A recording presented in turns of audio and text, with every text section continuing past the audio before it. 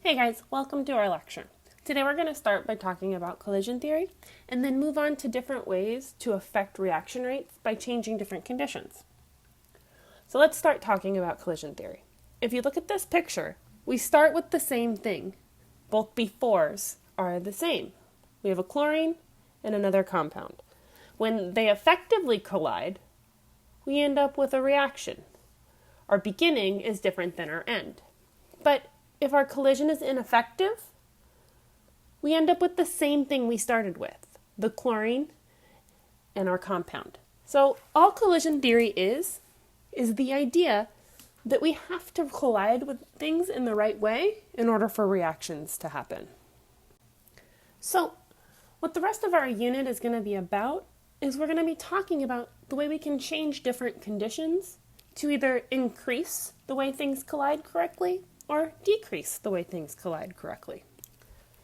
So the first thing we're going to talk about that can affect our reaction rate is concentration. And concentration is just the amount of something in a given area. So if you think about it, if I add a tiny teaspoon of Kool-Aid powder to an entire gallon of water, my concentration is going to be low. And so I'm going to have decreased my concentration. So there's going to be less available than normal. And if I dump the whole dang container of Kool-Aid into my gallon of water, that is going to have a high concentration.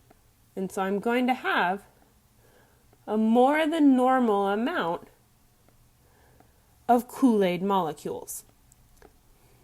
And so as we change concentration, we're going to affect the way things collide. So the more crowded a room is, the more likely you are to bump into things. And so as we increase concentration, we increase our reaction rate because we merely just increase the amount of times something bumps into each other. And so the more times things collide, the more likely they are to collide correctly. When we decrease that concentration, our reaction rate decreases for the exact same reason. Things aren't colliding as much, and so they're less likely to collide correctly. Alright guys, the next thing we're going to talk about is pressure. So as you increase pressure, you decrease the amount of space the molecules have to move around. And so they get closer. Think about if we had this big animal cage at the zoo and we needed to separate the animals. We would then cut that cage into smaller pieces. We would then increase the amount that may be in one page in particular. And so here I have increased my pressure. And when I increase my pressure, I increase my reaction rate.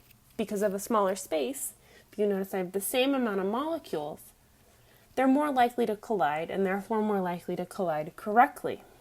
As I decrease my pressure, I increase the amount of space, so things aren't going to collide as often, so they're not going to collide as correctly.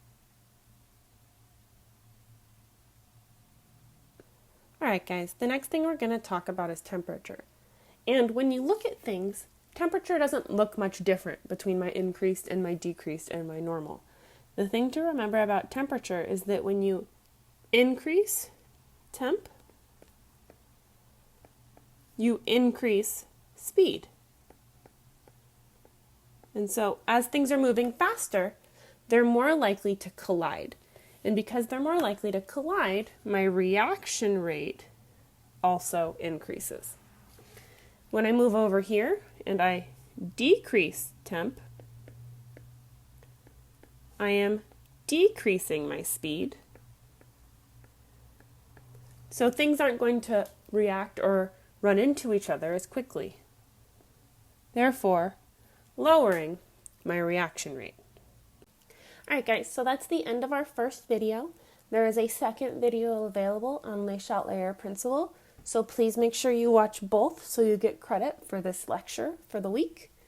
But remember, I have office hours between 8 and 11, Monday, Tuesday, Thursday, Friday, and that everything for this week is due at 11:59 on Saturday. Have a wonderful week. So the last thing we're going to talk about in this video is particle size.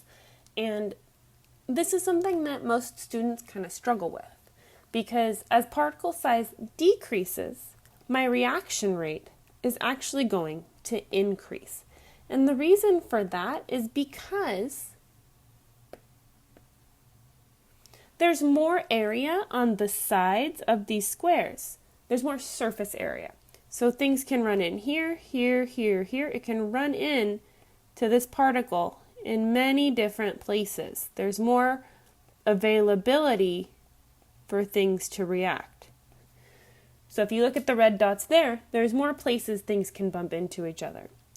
In my normal, I've only got 8 places things can bump into each other compared to my many over here. So when I increase my particle size, the opposite happens. Things get bigger, there's less places in which things can bump into and react, and so my reaction rate decreases.